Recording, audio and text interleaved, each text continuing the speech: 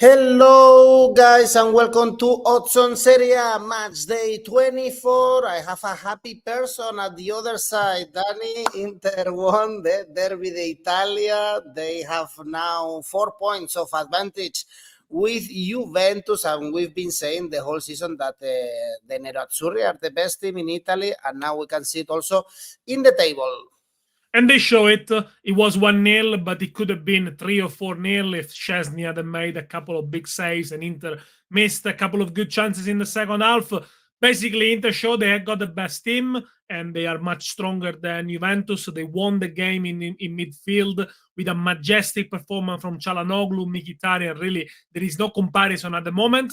But careful, the league is not over. There is this viral video of Çalhanoğlu's cross to Di Marco, beautiful one, controlling the game and the team. Well, a lot to talk about in our Serie A show. So, guys, remember, of course, leave your comments. This is a live video, so ask any question to Daniele Fisichella. Press the like, subscribe. Let's go on with the show.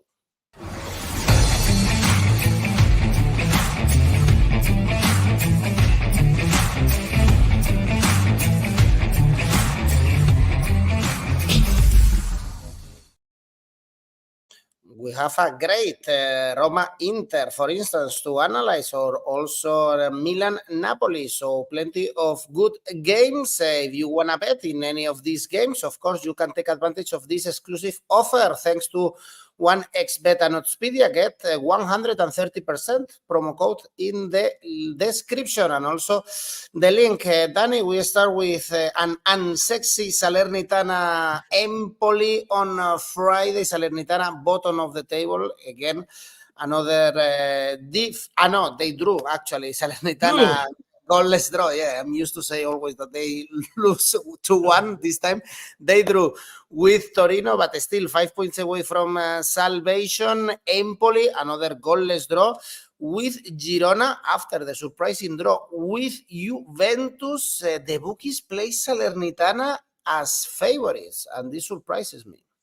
Second clean sheet of the season for Salernitana at Torino, as many as in the previous 29 games, but they didn't even try to win the game. If you look at the expected goals, was like 0.08, so they left the ball to Torino and they managed to resist. But you have to say the new arrivals have improved Salernitana, especially at the back, the likes of Jerome Boateng, great signing, I think.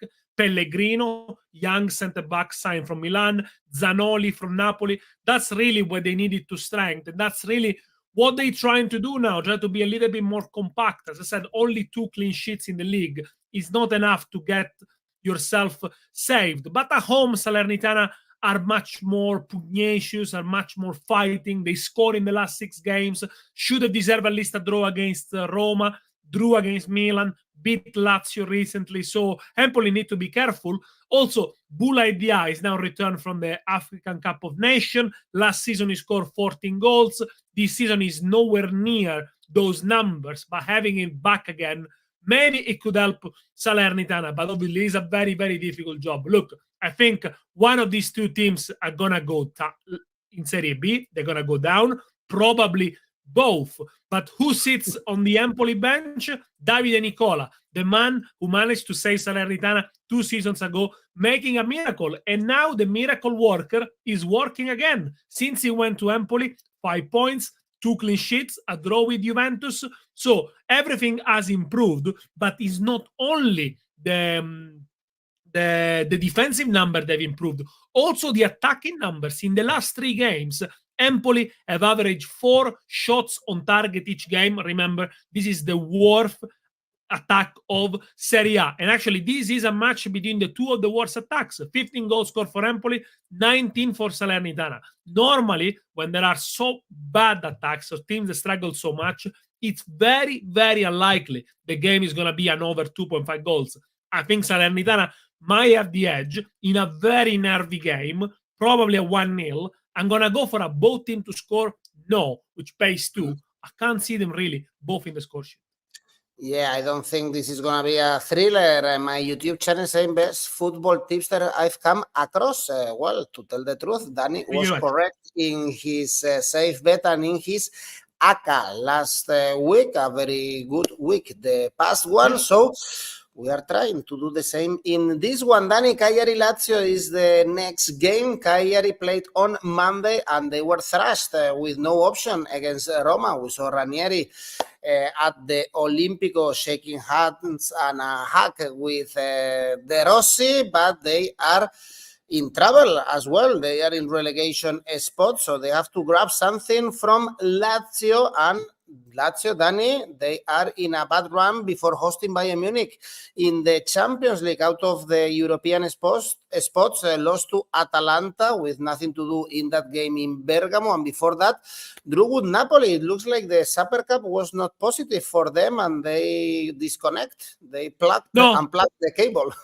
They didn't take the Super Cup extremely seriously, perhaps with Sarri saying it was a hindrance to them because they were in a very good moment in Serie A. But against Atalanta, they seemed the same team that was defeated 3-0 by Inter. Very, very flat, not very quick to react, and they really struggle against teams that can move the ball well. Lazio, since a couple of weeks, they have given up pressing high and try to control the ball a lot. They become much more of a counter-attacking team. But against good technical sides and fit side like Atalanta, they always going to struggle. But that was the first defeat after 5 positive results. That's already 8 defeats in the table for Lazio. Let's not forget, last season finished the season second. And this season I've seen a massive, massive drop, especially in the attack. Goal difference, only +2 for Lazio. 11th attack of Serie A, goal scored, only 4 more goals scored than Cagliari. Really difficult for them to score goals. Reverse fixture, in fact, only finished 1-0 for Lazio, and Cagliari had a couple of chances as well. But recently, away from home, against struggling teams, they managed to get it right. They scored 2 against Udinese, 2 against Empoli, 2 against Sassuolo. So perhaps there is a silver lining here for Lazio. Cagliari, away from home, they are awful. They have no win any single game. They got battered by Roma 4-0, could have finished 6-0. Only 1 clean sheet for Cagliari in the last 21 games. And the problem with Cagliari is that the games they have won are the games where at home they manage to create a little bit of epic, great comebacks. They are very, very fighting at home. But against teams that, if you look at the teams that they've beaten, teams that are not top of the table, they beaten Frosinone, they beaten Sassuolo, etc. So they really haven't produced a strong performance against top table sides, and that's what you need. They lost, in fact, to all the big Italian teams apart from Bologna 2-1, but that was a lucky win. They didn't deserve. The first goal was a mistake from the Bologna goalkeeper. The second one was a non goal. So don't read too much into that. But trust Cagliari to be stronger at home and maybe nick a goal here. I do like the over 2.25 goals, 208, because it's only 2 goals. You lose half a stake. But I think the better technical quality of Lazio here could prevail. They could score a couple. Don't underestimate Cagliari, though. Well, we have a comment here going for the under, actually. Under 2.5, yes. Well, you have to look at the Asian line and where the value is, really. I think there is a little bit of value on the over 2.25 because you can get half your money back. But if you think Lazio are going to win an easy game, yes, probably under 2.5 is the best. Well, Lazio, they face Bayern Munich with not many options in the Champions League the following week. Of course, we will analyze it in our Champions League video, but it's going to be tough for Lazio. And usually, or this season, when they played Europe and Serie A, they forgot about Serie A and their point tally. This is why it's very low. On Saturday, Danny, Roma Inter, great game. 2 teams also alive in European competitions. Roma under De Rossi, 3 games, 3 wins. You said it when they changed the manager that is it was an easy schedule, but you have to win the games, and especially against Cagliari, it was a very easy game, taking the lead very early. Dybala scoring a brace, so everything is very positive for De Rossi so far. This is the big first test against the leaders, against the favorites to win the title with Çalhanoğlu, as you explained at the beginning, managing the team with Di Marco also very sharp on the left flank. And Inter, Dani, they have this tricky trip, then Salernitana, and then remember, of course, they have Atletico de Madrid in the Champions League. Is 6 consecutive wins for the Nerazzurri. Yes, they won every single game in the new year. The last 3 wins have all been 1-0, but very different to each other. Against Napoli and Juventus, they dominated the game, and the only problem is that they didn't convert the chances they created. Against Fiorentina, I think the struggle, probably a draw would have been a fairer result. So I think the only pitfall for Inter at the moment is that they create so much, the likes of Thuram, with Di Marco, with Lautaro, was not in a great form though against Juventus, but they don't convert many chances, and eventually against some teams they might pay the price. But if you look at their record and their points tally, is amazing. Only in 2006-2007 they had more points, 60, after 22 games. Now they got 57 points, which, by the way, is 2 points less than what Napoli had at this stage of the season. So very, very close to that record. And they're doing great. They're doing what they need to do. They play with such a big confidence. They are not scared of the challenge, of the pressure being on them. And I think on Sunday the pressure was more on Inter to win, because had they not won, Juventus would have a lot of chances now with the Champions League coming back, and Inter having some difficult fixtures to negotiate. You remember it very well.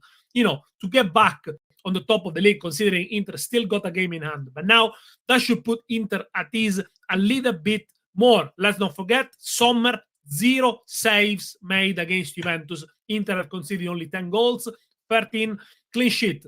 But now this is a tough time to play Roma, because they come on the back of 3 consecutive wins, and the last one against Cagliari was the best one of all. They are playing more vertically, they're playing more attacking. There is much more fighting spirit, you can say. Probably they could have beaten Verona, Salernitana, and Cagliari also with Mourinho on the bench, because considering the 2 of those games were played at home. But the spirit has slightly changed. Now, let's see if De Rossi decides to go with the same formation against Inter, because for the last 3 games, he has played Lukaku, Dybala, El Shaarawy, and Pellegrini. By the way, Dybala and Pellegrini scored in every single game for De Rossi, but he's very attacking. And this midfield 3 might leave Inter the numerical advantage, especially on the wing. So let's see what De Rossi does. If De Rossi goes out with the same formation, it could be a very open game, and Inter could have trouble as well. Good addition for Roma, Angelino on the left, very good left back. I think he'll provide more crosses. Roma home have got a very good record. First of all, they haven't lost to Atalanta, Napoli, and Fiorentina. Those were all tight games under Mourinho. They got the 3rd best attack of Serie A. They've scored in all their last 26 home matches, Roma. You know when the last time they didn't score at the Olimpico? Well, against Inter, 6th of May 2023, they lost 2-0. But the numbers for Roma at the Olimpico are impressive. And look at Dybala. Since last season, 40 goals involvement, 26 goals, 14 assists. 18 of those goals have come at the Olimpico. So, always look for Dybala to create something. Reverse fixture, 1-0 for Inter. Inter dominated. Roma didn't have only 1 shot on target. Dybala wasn't there. I think he's above to score. 206. Inter got a good defense. Perhaps slightly overachieving if you look at the expected goals. I think Roma will be on the score sheet. 206 goals to score.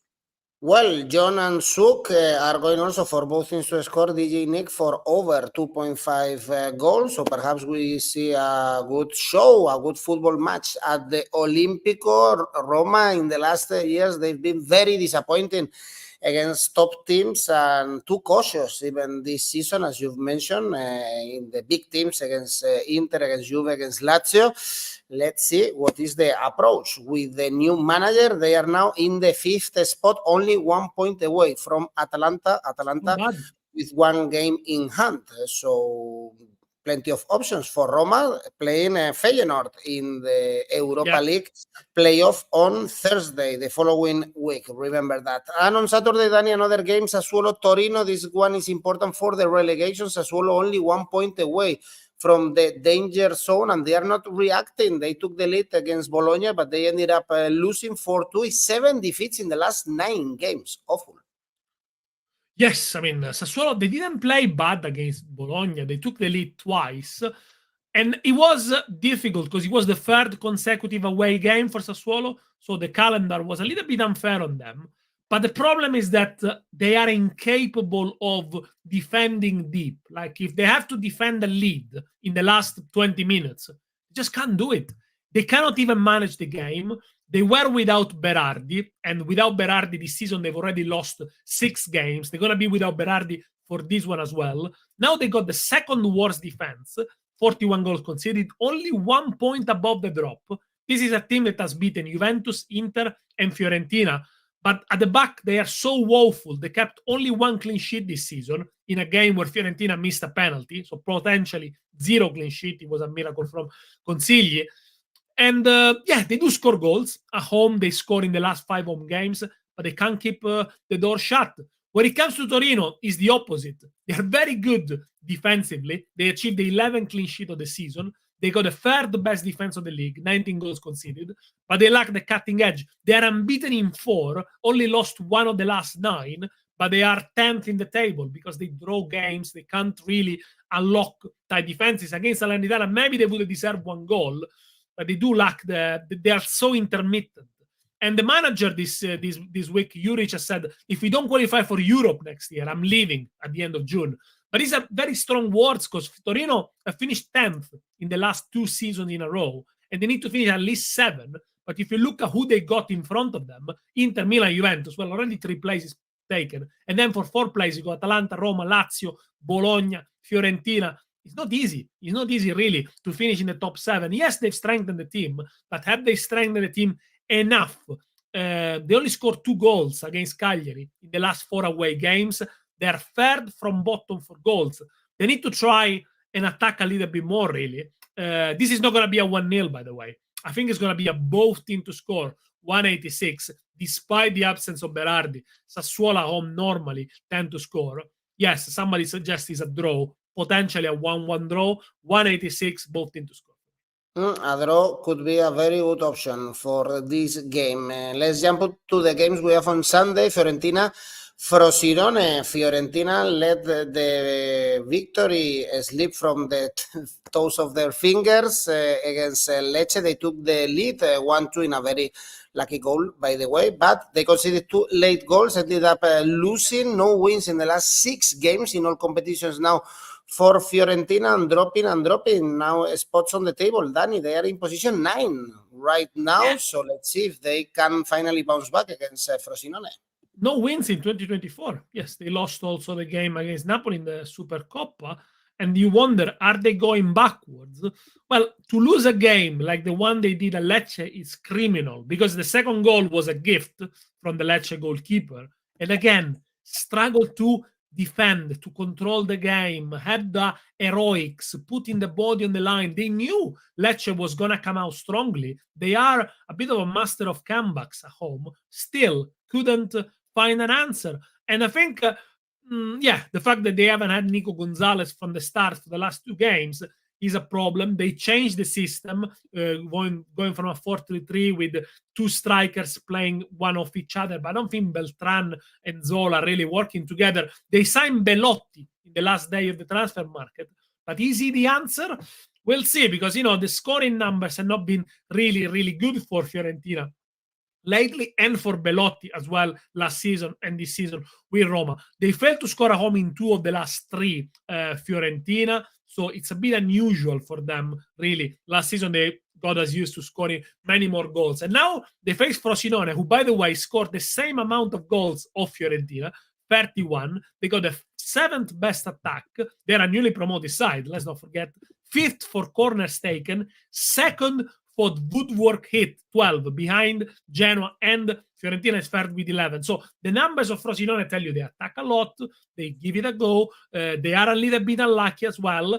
And if you look at the stats for over 2.5 goals, Frosinone are on the top of it. You can find all the stats, of course, on the Oddspedia page for Serie A. So they play well, Frosinone. They receive a lot of compliments, a lot of plaudits, but they only won 1 of the last 8 in all competitions and lost again from Milan after going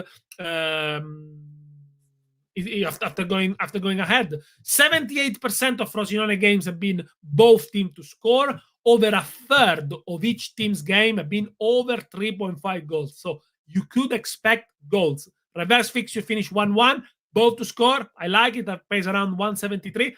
I'm going to go for over 2.75 goals, 203. If there are only 3 goals in the game, you win alpha stake, but I think it's curious. We were seeing the head-to-head, no victories for Fiorentina. It's only 3 games in the recent years. Frosinone are not used to be in the Serie A, but still Fiorentina still to beat Frosinone in Serie A. Next one is Monza.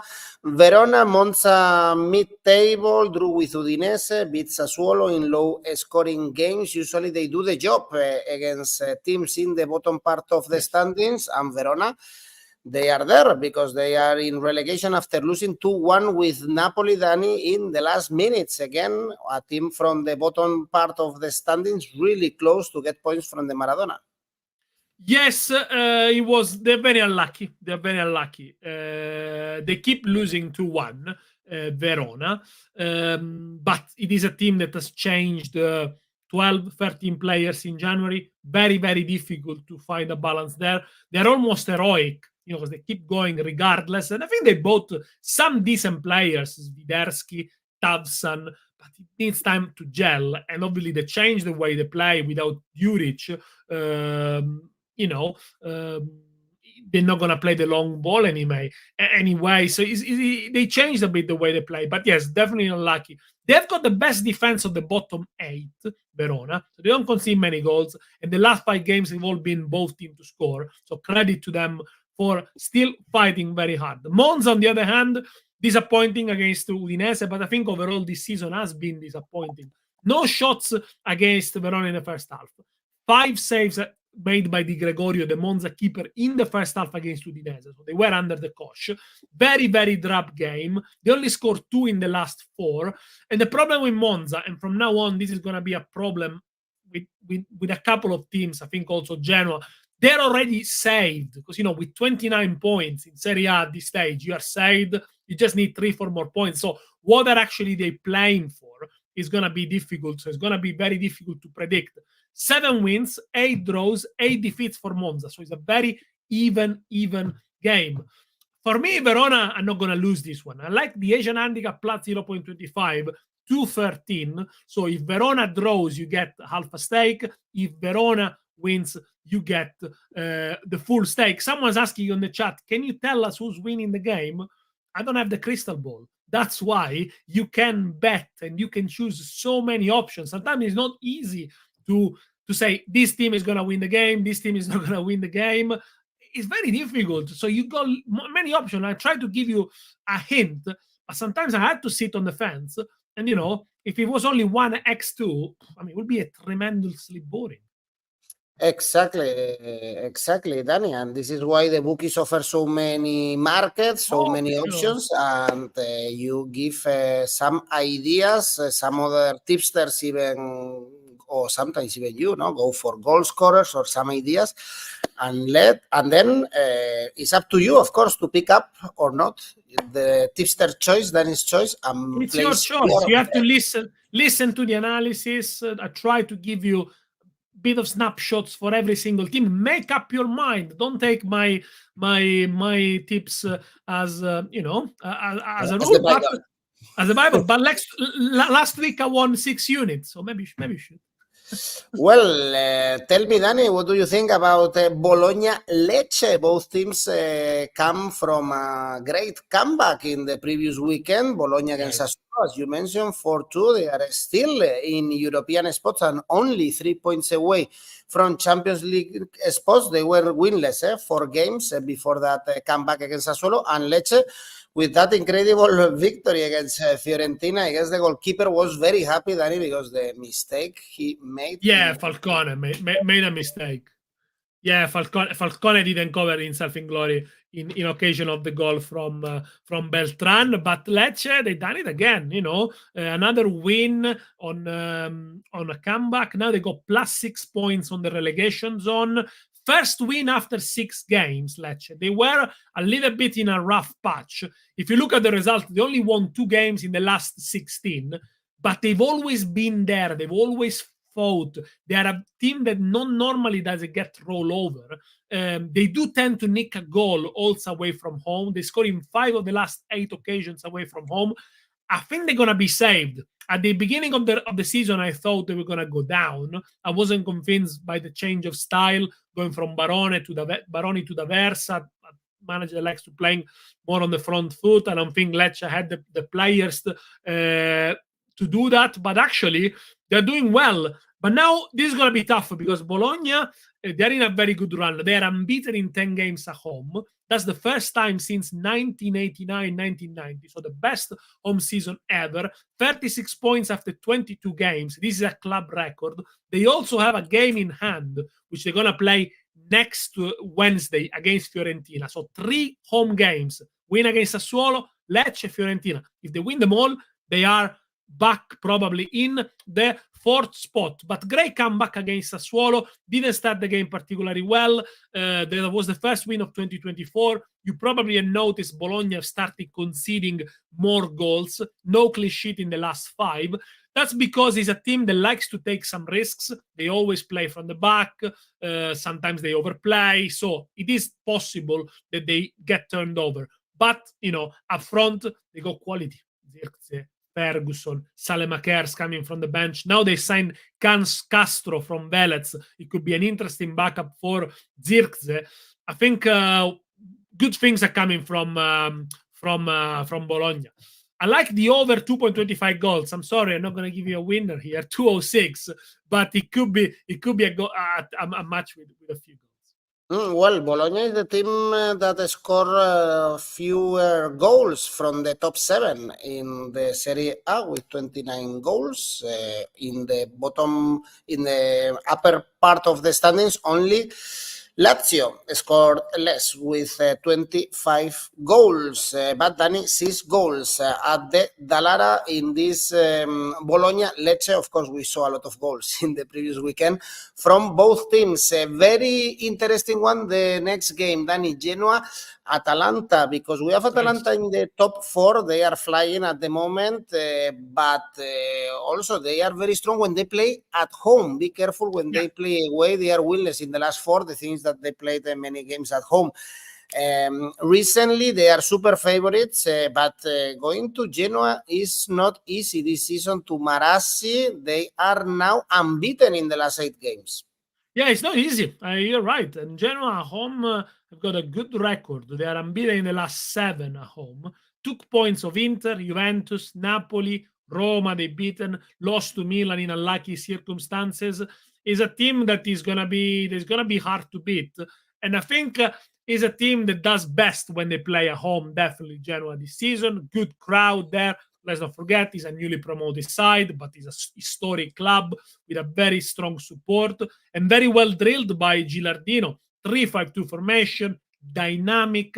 Yes, they sold Dragusin to Tottenham, but the defense hasn't suffered too much. They've added a good left back, I think, in Spence, and a couple of interesting signings as well up front. Of course, Vitinha from Olympique Marseille. So now you got 3 strikers, Gudmundsson, Vitinha, Retegui. They all have got goals in them. I'm really curious to see the Portuguese here. But Atalanta, they won 8 of the last 10 games in all competitions. They're flying. They score a lot of goals. 3rd best attack of Serie A alongside Roma. They took Lazio to the cleaners, really. They were so much better in terms of rhythm. And they found another great bargain. Got De Catelere with the option to buy for 20 million. So he's got 5 goals already in Serie A this season. In Milanello and Milan, they are, regretting it, I think, because they didn't give the young Belgian enough time. But, and Gasperini, the manager of Atalanta, is in 8th season with Atalanta and still surprises you every single year for something new, for giving players a second chance, for rediscovering players, for the way the teams look so balanced and so fit. And yes, hopefully it will continue, because it will be great to see Atalanta back in the Champions League, but be careful with the Europa League as well. I think they're going to be one of the dark horses there. It is true Atalanta have got a problem playing away. They conceded 14 goals. They haven't kept many away clean sheets this season, and that's really where they could improve. A curious stat, Genoa are unbeaten in 8, but the record is 9 games unbeaten, which they achieved twice in their history, and both times Gasperini was the manager of Genoa. I'm sure he wants to keep his record intact and get a win for Atalanta. But I don't think they're going to win this one. I think Genoa at home are good. Asian handicap plus 0.25. Genoa 208. If they win, you win. If they draw, you win half a stake. Potentially a both to score game here. Well, Atalanta, they are 10th in the away standings, 5 defeats this season away from Bergamo. So this is a very tricky game. Genoa, remember, newly promoted team, but they are doing the things really, really good. Unfortunately, we won't see next season the Derby de la Lanterna, Dani, because Sampdoria, they are very poor in Serie B. So there is a big gap between the two teams of Genoa. And one of the biggest games also in this match day is Milan Napoli. Both struggled to win in the previous weekend. Milan in another comeback against Frosinone with Jovic scoring a poacher goal in the last minutes, 10 points out of 12. So now they can focus on the Europa League. They have a run to come, whereas Napoli, Dani, struggling, suffering, beating Verona with a great goal by Kvaratskhelia. I can understand the odds why they put Milan as favorites, 2.0. I won't give a dime on Napoli, to be honest. Also because Milan are unbeaten in the last 4 games against Napoli. And even last season when Napoli were so good in Italy, they couldn't beat Milan and they were knocked out of the Champions League. So there is a history going on there. But, recently Milan, I mean, it's a team that you mentioned the Europa League, but they could overlap over Juventus. They're not too far away from them. I know it doesn't count much to finish second, but, I think they are still there. You go to the Super Cup, no, Dani? To the Italian Super Cup. They will go to the Super Cup. and maybe the people in Saudi Arabia will be happier because they were complaining Juve and Milan weren't there. They didn't quite understand that it's based on sporting merit. Okay, but yes, I think Milan, in terms of scoring, no problem. No other team in Serie A scored more goals than since December. The problem is that if they don't have the backs against the wall, they seem to lack focus, lack concentration. The win 3-2 against Frosinone, really, really similar to the 3-2 win against Udinese. Took the lead, then took the foot of the gas, went behind. A mistake from Magnan, was making a couple of mistakes recently, and then they recovered thanks to another goal from the bench. Luka Jovic, by the way, 4th goal from the bench in Serie A. No other striker has done better than him. But, if you look at the front line of Milan, Leao, 2 assists against Frosinone, Giroud, a goal and an assist, Okafor also popping up with the goals. They are definitely in form. And now when it comes to Napoli, a very good win in terms of morale boost, because, winning from behind is always good. But you couldn't really say that they played well against Verona. In terms of collective play, they struggle a lot and they relied on individual brilliance. Kvaratskhelia was coming back from suspension. He was fired up. He must have at least 6 shots on target. Then he scored in the 87th minute. They needed an own goal to equalize. It is a Napoli really in transition. They changed formation a lot. Sometimes they play with a back 5. Sometimes they play with a back 4. They have probably the best chances of hurting Milan is down the wings with Kvaratskhelia, with Politano, Lindstrom, Gonge. On the other hand, of course, there is Theo Hernandez and Leao. That's probably where the game is going to be won and lost. But careful with Napoli because, the last away game was a 0-0 against Lazio, against Inter in the Super Cup, also defending very well. Mazzarri might want to go back to his former self and play with 3 at the back plus the 2 wing backs to try and make it more compact. So perhaps being a counter-attacking game. I think if he stays 0-0, if it's more of a cagey game, Napoli are more suited to that. They are more of a counter-attacking team. It's also the team that rescued more points from a losing position. I feel on the bench they got perhaps better option here. Milan is going to miss Reinders, who is suspended. Napoli, have collected more points away from home that at the Maradona, but against top sides, they've only won one game against Atalanta 2-1. So careful with backing Napoli. I think the odds for Napoli to win are a little bit high, but I wouldn't back them. Over 1 goal in the first half, 180. So I think there could be Milan scoring twice here. This is a little bit of a parachute. If it's only 1 goal in the first half, you get your money. I like the odds for Milan to win, to be honest, 2.0. But Yes. as Vlad is saying, Napoli can get a draw if they play the Mazzarri's way, so very defensive. Probably. Why not? They are fourth in the away standings with 18 points, 3 defeats when they play. And Napoli doesn't have Zug. Napoli doesn't have Champions League. It's the following week they play Barcelona. Exactly. Next week is Lazio.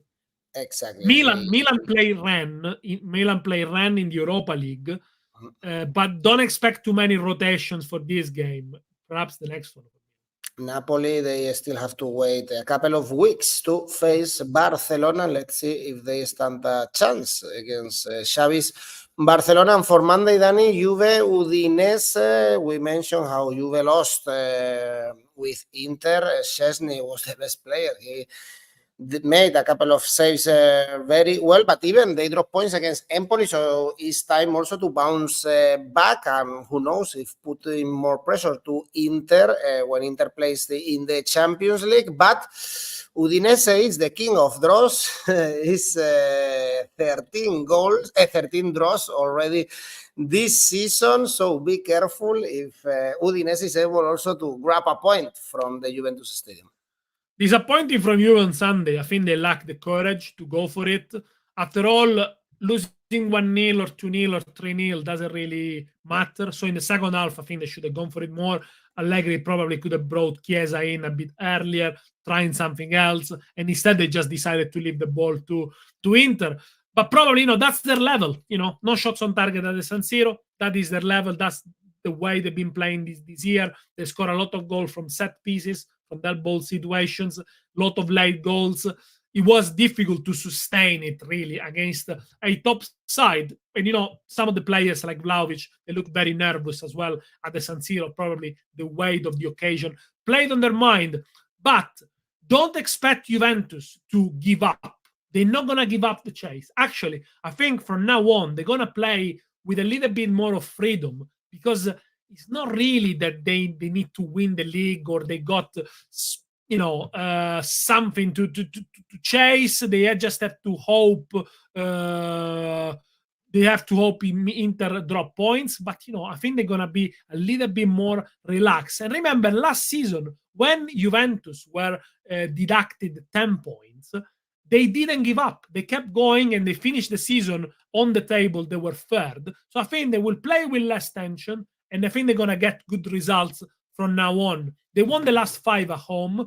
They have got no midweek games until mid-April when they play in Coppa Italia against Lazio. I think they're going to rack up the points. That's why I said the league is not over. Inter need to be really careful. Udinese, 13 draws this season, only lost 3 of the last 8, no goals in the last 2 games.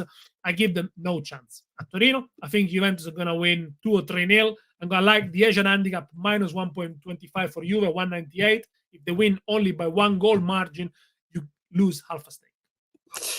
Okay, Daniele Fisichella, this is the last game we have in this match day. Juventus and under 3.5 goals for Ian Victor. Juventus will thrash Udinese. Well, Juventus is not a team that thrash many teams. They don't thrash. They don't thrash. They go for the 1-0. You remember there is... recently there's been a 3-0 against... There's been a 3-0, a 5-1 and stuff. It could be an over 2.5 goals. Yeah, but I think they're going to win comfortably. They're going to win absolutely. Well, Udinese, the king of draws in this Serie A, but of course, fighting against relegation, only 1 point above Empoli and Cagliari. Danny, your safe bet was correct in the previous week. You went for goals, and now? Milan, Napoli, both teams to score, 172. And the mighty ACCA? which won last week, although there was a push on the Napoli handicap -1, but still, win is a win. Torino Asian handicap 0, Bologna Lecce both into score, Genoa Atalanta double chance 1x, total odds 6.39. We can see it in the screen, really high odds for this treble. Actually, I like your ACCA, Danny, for this weekend. Best of luck to everyone. Grazie mille, Danny. See you next week. Bye-bye. See you. Bye-bye.